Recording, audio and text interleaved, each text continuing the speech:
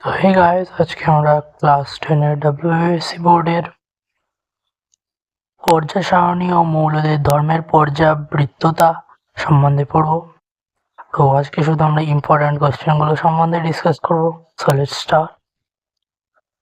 তো প্রথম কোয়েশ্চেন, মেন্ডেলিভের ত্রুটিগুলি উল্লেখ করো। এর অনুরূপ প্রশ্ন হলো মেন্ডেলিভের পর্যায় সারণী 3টি ত্রুটিগুলি উল্লেখ করো। মেন্ডেলিভের পর্যায় সারণীর ত্রুটি। অলরাইট, তো পর্যায়ক্রমে অসঙ্গতি, ক্রমবর্ধমান পারমাণবিক গুরুত্ব অনুসারে মৌলগুলিকে পর্যায় সারণীতে স্থান দেওয়াই হলো মূলনীতি। কিন্তু আর্গনের পারমাণবিক গুরুত্ব 39.94 এবং পটাশিয়ামের পারমাণবিক গুরুত্ব 39.1 হওয়া সত্ত্বেও পর্যায় সারণীতে আর্গনের পটাশিয়ামের আগে স্থান দেওয়া হয়েছে। অনুরূপে কোবাল্টের পারমাণবিক গুরুত্ব 58.94 এবং নিকেলের পারমাণবিক গুরুত্ব 58.69। কিন্তু তা সত্ত্বেও পর্যায় সারণীতে কোবাল্টকে নিকেলের আগে রাখা হয়েছে, অর্থাৎ যেখানে পটাশিয়ামকে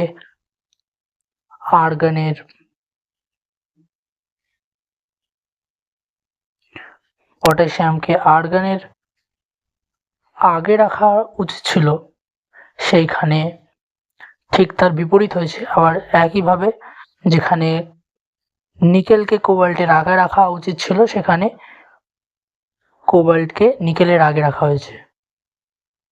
তবে আধুনিক পর্যায় সারণীতে এই ত্রুটি লক্ষণীয় নয়, যেহেতু আধুনিক পর্যায় সারণী পরমাণু ক্রমাঙ্ক অনুযায়ী সাজানো হয়েছে, নট পারমাণবিক গুরুত্ব। তো এবার দেখো হাইড্রোজেনের স্থান, দ্বিতীয় ত্রুটি। মেন্ডেলিভের পর্যায় সারণীতে হাইড্রোজেনের স্থান বিতর্কমূলক। IA এবং VIIB এই দুই শ্রেণীর মৌলগুলির ধর্মের সঙ্গে হাইড্রোজেনের ধর্মের সাদৃশ্য থাকায় হাইড্রোজেনকে IA এবং VIIB উভয় শ্রেণীতেই স্থান দেওয়া যেতে পারে, অর্থাৎ প্রথম পর্যায় এবং সপ্তম অর্থাৎ সন্ধিগত মৌলের পর্যায়, এই দুটো শ্রেণীতেই হাইড্রোজেনকে রাখা উচিত, থাকা যায়, তবে এখানে IA তে রাখা হয়েছে। এছাড়াও তৃতীয় ত্রুটি, ভিন্নধর্মী মৌলসমূহের একই শ্রেণীতে এবং সমধর্মী মৌলসমূহের ভিন্ন শ্রেণীতে অবস্থান। তো পর্যায় সারণীতে কয়েকটি ক্ষেত্রে ধর্মের যথেষ্ট সাদৃশ্য না থাকা সত্ত্বেও এমনকি ভিন্নধর্মী মৌলকে একই শ্রেণীতে স্থান দেওয়া হয়েছে। আবার ধর্মের যথেষ্ট সাদৃশ্য থাকা সত্ত্বেও কয়েকটি মৌলকে পৃথক শ্রেণীতে স্থান দেওয়া হয়েছে, যেমন কপার এবং পারদের ধর্মের মিল থাকা সত্ত্বেও তাদেরকে পৃথক পৃথক শ্রেণীতে রাখা হয়েছে। আবার ক্ষার ধাতু তথা লিথিয়াম এবং সোডিয়াম পটাশিয়ামের সঙ্গে মুদ্রা ধাতুর পটাশিয়ামের সাথে মুদ্রা ধাতু, লিথিয়াম, সোডিয়াম ও পটাশিয়ামের সাথে মুদ্রা ধাতু যথা কপার, সিলভার এবং গোল্ড এর ধর্মের মিল না থাকলেও মৌলগুলিকে মেন্ডেলিভের পর্যায় সারণীতে একই শ্রেণীতে রাখা হয়েছে। আবার বিরল মৃত্তিকা মৌলসমূহের অবস্থান। তো পারমাণবিক গুরুত্ব বিভিন্ন হওয়া সত্ত্বেও 14টি বিরল মৃত্তিকা মৌলকে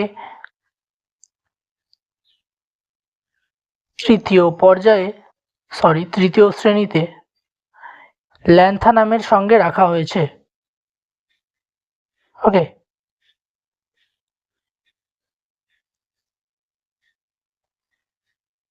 এছাড়া অষ্টম শ্রেণীর মৌলের অবস্থান,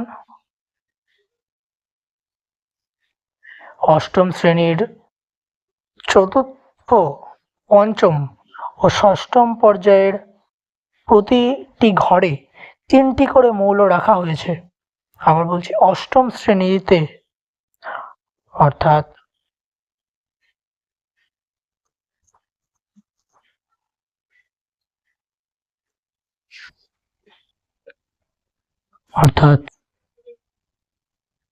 অষ্টম শ্রেণী, যাকে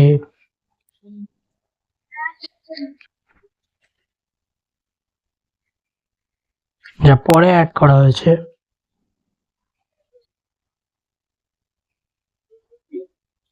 তার মধ্যে নিষ্ক্রিয় মৌলগুলিকে রাখা হয়েছে সেই শ্রেণীর কথা বলা হচ্ছে।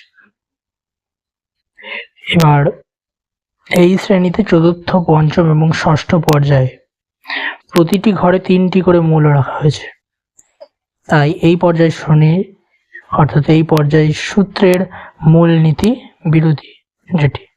এবার ষষ্ঠ পয়েন্ট, একই মৌলের আইসোটোপগুলির পারমাণবিক গুরুত্ব এখানে বিভিন্ন হওয়া সত্ত্বেও তাদেরকে একই স্থানে রাখা হয়েছে। ওকে, এবার পর্যায় সারণীতে নেক্সট কোশ্চেন, পর্যায় সারণীতে হাইড্রোজেনকে গ্রুপ আই এ এবং গ্রুপ VIIB অর্থাৎ 17 এবং 1 তে স্থান দেওয়ার সংক্ষেপে সপক্ষে যুক্তি দাও। অনুরূপ প্রশ্ন, পর্যায় সারণীতে হাইড্রোজেনকে ক্ষার ধাতুর সঙ্গে রাখার পক্ষে 3টি যুক্তি দাও। আবার একইভাবে বলা যেতে পারে, পর্যায় সারণীতে হাইড্রোজেনকে ক্ষার ধাতুগুলির সঙ্গে রাখার সপক্ষে একটি এবং হ্যালোজেনের মৌলগুলির সঙ্গে রাখার সপক্ষে একটি যুক্তি দাও। আবার বলা যেতে পারে, পর্যায় সারণী হাইড্রোজেনের অবস্থানের বিতর্কিত ব্যাখ্যা করো। তো এই সব কটা কোশ্চেনের অ্যান্সার এটাই হবে। অ্যান্সার দেখো, পর্যায় সারণীতে হাইড্রোজেনের অবস্থান, পর্যায় সারণীতে হাইড্রোজেনের স্থান বিতর্কমূলক। IA1 এবং VIIB অর্থাৎ 1 এবং 17 শ্রেণীর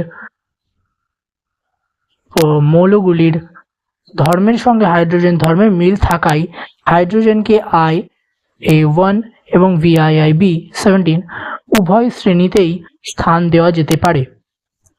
IA শ্রেণীর ক্ষার ধাতুর সঙ্গে সাদৃশ্য, তো ক্ষার ধাতুগুলির সঙ্গে হাইড্রোজেনের সাদৃশ্যতা দেখো, তো ক্ষার ধাতুগুলির মতোই হাইড্রোজেনের যোজ্যতা 1, আবার হাইড্রোজেন ক্ষার ধাতুগুলির মতন তড়িৎ ধনাত্মক মৌল এবং ক্ষার ধাতুর সঙ্গে হাইড্রোজেন অধাতুর সঙ্গে যুক্ত হয়ে যৌগ গঠন করে এবং দ্রবণে H+ আয়ন উৎপন্ন করে, জাস্ট লাইক ক্ষার ধাতু।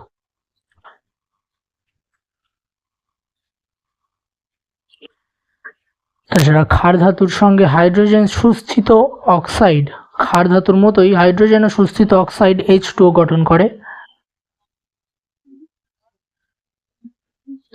এবং ক্ষার ধাতুর মতো হাইড্রোজেন একটি বিজারক, অর্থাৎ এটি ইলেকট্রন বর্জন করতে বিশেষজ্ঞ। তেমন আবার ক্ষার ধাতুগুলির ধর্মের সঙ্গে হাইড্রোজেনের ধর্মের মিল থাকায় হাইড্রোজেনকে ক্ষার ধাতুগুলির সঙ্গে IA বা 1 নং শ্রেণীতে স্থান দিতে হয়। আবার একই ক্ষেত্রে দেখো, VIIB বা 7B নং শ্রেণীতে হ্যালোজেন মৌলগুলির সঙ্গে হাইড্রোজেনের সাদৃশ্যতা। মেন্ডেলিভ পর্যায় সারণীতে দেখো, হ্যালোজেন মৌলগুলি হাইড্রোজেনের মতোই দ্বিপারমাণবিক। ওকে, হ্যালোজেন মৌলগুলি এবং হাইড্রোজেন মৌল অণু দুটোই দ্বিপারমাণবিক। এছাড়া ফ্লুরিন ও ক্লোরিন এর মতো হাইড্রোজেন ও গ্যাস ও অধাতু। এছাড়া হ্যালোজেন মৌলগুলি ধাতুর সঙ্গে যুক্ত হয়ে যেমন হ্যালাইড যৌগ গঠন করে, সেইরূপ হাইড্রোজেনও ধাতুর সঙ্গে যুক্ত হয়ে হাইড্রাইড যৌগ গঠন করে, যেমন NaHCaH2+. অলরাইট, এছাড়া হ্যালোজেন মৌলগুলির ধর্মের সঙ্গে হাইড্রোজেনের ধর্মের মিল থাকায় হাইড্রোজেনকে VIIB শ্রেণীতে স্থান দিতে হয়। ওকে,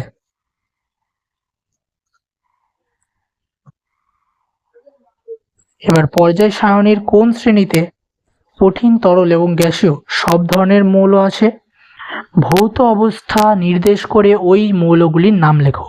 তো এই প্রশ্নটার উত্তর হবে 17 নং শ্রেণী। অবভিয়াসলি আধুনিক পর্যায় সারণীর 17 নং শ্রেণীতে মৌলগুলির মধ্যে কঠিন, তরল ও গ্যাসীয় সব ধরনের মৌল আছে। এদের নাম ও সাধারণ উষ্ণতায় ভৌত অবস্থা পাশে দেওয়া হলো। দেখো, পর্যায় ফ্লুরিন, তো তো আমাদের 17 নং শ্রেণীতে ফ্লুরিন, ক্লোরিন, ব্রোমিন, আয়োডিন এবং অ্যাস্টাটিন এগুলো আছে। এর মধ্যে ফ্লুরিন আর ক্লোরিন গ্যাস এবং ব্রোমিন তরল এবং আয়োডিন ও অ্যাস্টাটিন কঠিন। তো তোমরা মনে রাখতে পারো যে by the formula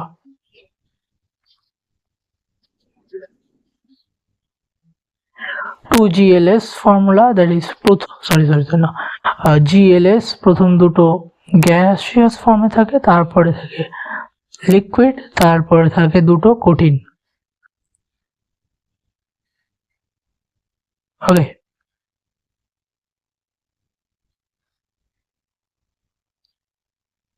fluorine, chlorine gaseous, bromine liquid এবং আয়োডিন অ্যাস্টাটিন সলিড। এবার মোজলের পরীক্ষার গুরুত্বপূর্ণ সিদ্ধান্ত কি? পর্যায় সারণীর ক্ষেত্রে এই সিদ্ধান্তের গুরুত্ব কি? দেখো, বিজ্ঞানী মোজলের পরমাণুর এক্স রশ্মির বর্ণালীর ওপর ভিত্তি করে বিভিন্ন পরীক্ষা নিরীক্ষা করে এই সিদ্ধান্তে উপনীত হন যে পারমাণবিক ভর অপেক্ষা মৌলের কেন্দ্রে উপস্থিত ধনাত্মক তড়িতাধান পজিটিভ চার্জযুক্ত প্রোটন সংখ্যা বা পরমাণু ক্রমাঙ্ক মৌলকে চিহ্নিত করার ক্ষেত্রে বেশি কার্যকরী। অর্থাৎ কোনো মৌলের রাসায়নিক ধর্ম ও বৈশিষ্ট্যগুলি ওই মৌলের পরমাণু ক্রমাঙ্কের ওপর নির্ভর করে, ওর পারমাণবিক ভর দ্বারা নিয়ন্ত্রিত হয় না, কেননা পরমাণু ক্রমাঙ্ক কোনো মৌলের রাসায়নিক পরমাণুতে উপস্থিত ইলেকট্রন সংখ্যার সমান। রাসায়নিক বিক্রিয়ায় অংশগ্রহণকারী কোনো মৌলের ধর্ম ও প্রকৃতি নির্ভর করে ওই মৌলের ইলেকট্রন বিন্যাস তথা সর্ববহিস্থ কক্ষে উপস্থিত ইলেকট্রন সংখ্যার উপর। তাই পরমাণু ক্রমাঙ্কই মৌলের মূলগত ধর্মের নিয়ন্ত্রক। বিজ্ঞানী মোজলে এই সিদ্ধান্তের সাহায্যে মৌলগুলিকে পারমাণবিক ভরের পরিবর্তে পরমাণু ক্রমাঙ্কের অনুযায়ী পর্যায় সারণীতে সাজিয়ে মেন্ডেলিভের পর্যায় সারণীর আধুনিক সংস্করণ ও দীর্ঘ পর্যায় সারণী প্রকাশিত করেন। আমরা আগে দেখেছি যে মেন্ডেলিভের পর্যায় সারণীতে অনেক ত্রুটি ছিল এবং সেই ত্রুটিগুলো সংশোধিত হয়ে এই দীর্ঘ পর্যায় সারণী বা আধুনিক সংস্করণ প্রকাশিত হয়। তো ত্রুটিগুলো আবার রিভাইজ করছি। কি ছিল? ভরগত ত্রুটি। তো আমরা দেখেছিলাম যে পারমাণবিক ভর অনুযায়ী যদি সাজানো হয় তাহলে পটাশিয়াম আর আর্গানের মধ্যে অনেক ত্রুটি থাকে, আর্গান পটাশিয়াম। তো আর্গানের পটাশিয়ামের তুলনায় আর্গানের ওজন বেশি, কিন্তু তাও আর্গানকে তার আগে রাখা হয় পটাশিয়ামের। এবং কোবাল্ট নিকেলের ক্ষেত্রেও একই জিনিস দেখা যায়। আর তাছাড়াও দেখতে পেয়েছিলাম যে অষ্টম শ্রেণীতে তৃতীয়, চতুর্থ, পঞ্চমে 3টি করে মৌল রাখা হয়, যেটা একদমই খারাপ। অষ্টম শ্রেণীতে তৃতীয়, চতুর্থ, পঞ্চম পর্যায়ের যে ঘটে সেখানে। আর তাছাড়াও অনেক সাদৃশ্যতা সত্ত্বেও অনেক ক্ষেত্রেই মৌলগুলিকে আলাদা আলাদা শ্রেণীতে রাখা হয়। যেমন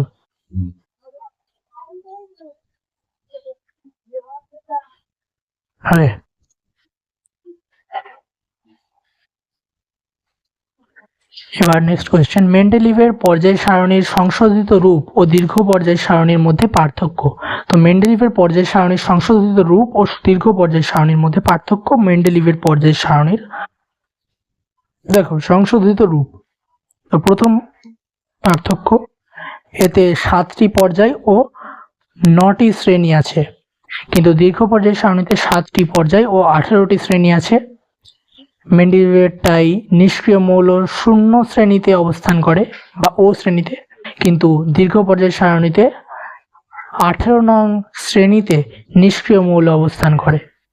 তো এছাড়া 1 থেকে 7 নং শ্রেণীতে মেন্ডেলিভের পর্যায় সারণীতে উপশ্রেণী আছে, কিন্তু দীর্ঘ পর্যায় সারণীতে এরকম কোনো উপশ্রেণী নেই। এছাড়া মেন্ডেলিভের পর্যায় সারণীতে চতুর্থ, পঞ্চম ও ষষ্ঠ পর্যায়ে অষ্টম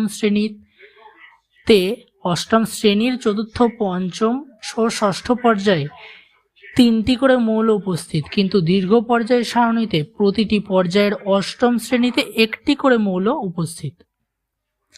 এছাড়া আদর্শ মৌল বা প্রতিনিধি, এবার পরের কোশ্চেন দেখো, আদর্শ মৌল বা প্রতিনিধি মৌল ও সন্ধিগত মৌলের পার্থক্য।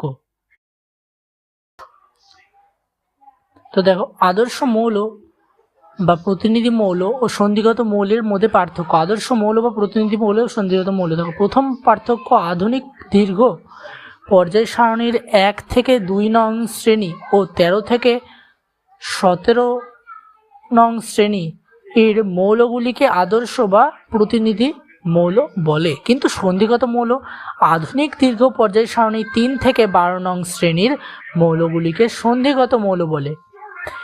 এবার আদর্শ মৌল বা প্রতিনিধি মৌলের বেশিরভাগ প্রতিনিধি মৌলে একটি যোজ্যতা দেখা যায়, ওকে, কিন্তু সন্ধিগত মৌলগুলির একাধিক যোজ্যতা দেখা যায়। অলরাইট, তো এছাড়া প্রতিনিধি মৌলের একটি যোজ্যতা দেখা যায়, কিন্তু সন্ধিগত মৌলের একাধিক যোজ্যতা দেখা যায়। এবার আদর্শ মৌলগুলি দ্বারা গঠিত যৌগগুলি সাধারণত বর্ণহীন হয়, কিন্তু সন্ধিগত মৌলগুলি দ্বারা গঠিত যৌগগুলির বেশিরভাগই রঙিন হয়। এছাড়া প্রতিনিধি মৌলগুলি ধাতু, অধাতু বা ধাতুকল্প 3 ধরনেরই হতে পারে। ধাতু, অধাতু এবং ধাতুকল্প 3 ধরনের হয়, কিন্তু সন্ধিগত মৌলগুলি কেবলমাত্র ধাতু হয়। নেক্সট কোশ্চেন, পর্যায় সারণীর পর্যায় ও শ্রেণীর মধ্যে পার্থক্য লেখো। পর্যায় সারণীর পর্যায় ও শ্রেণীর মধ্যে পার্থক্য দেখো। তো পর্যায় সারণীর অনুভূমিক সারি যা বাম দিক থেকে ডান দিকে বিস্তৃত, এবং শ্রেণী পর্যায় সারণীর উল্লম্ব সারি যা উপর থেকে নিচে বিস্তৃত। এছাড়াও আদর্শ মৌলগুলি দ্বারা হলো এটা। তো এবার পর্যায় সারণীর পর্যায় ও শ্রেণীর মধ্যে পার্থক্য দেখো। তো পর্যায় সারণীর অনুভূমিক সারি যা বাম থেকে ডান দিকে বিস্তৃত তাকে পর্যায় বলে, কিন্তু শ্রেণী পর্যায় সারণীর উল্লম্ব সারি যা উপর থেকে নিচে বিস্তৃত। এবার পর্যায়, দীর্ঘ পর্যায় সারণীতে মোট পর্যায় সংখ্যা 7টি, কিন্তু দীর্ঘ পর্যায় সারণীতে মোট শ্রেণী সংখ্যা 18টি। তাছাড়া একই পর্যায়ভুক্ত মৌলগুলির সর্ববহিস্থ কক্ষের ইলেকট্রন সংখ্যা আলাদা আলাদা হয়, মৌলগুলির ধর্ম বিভিন্ন হয়। কিন্তু শ্রেণীর ক্ষেত্রে শ্রেণীভুক্ত মৌলগুলির সর্ববহিস্থ কক্ষের ইলেকট্রন সংখ্যা একই হওয়ায় মৌলগুলির ধর্ম অভিন্ন হয়। এছাড়া পর্যায়গুলিতে একই পর্যায়ভুক্ত মৌলগুলিতে ইলেকট্রনীয় কক্ষপথের সংখ্যা একই থাকে।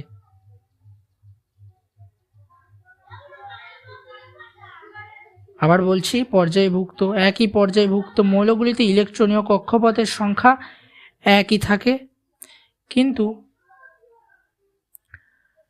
শ্রেণীর ক্ষেত্রে একই শ্রেণীভুক্ত মৌলগুলিতে ইলেকট্রনীয় কক্ষপথের সংখ্যা ক্রমশ বৃদ্ধি পায়।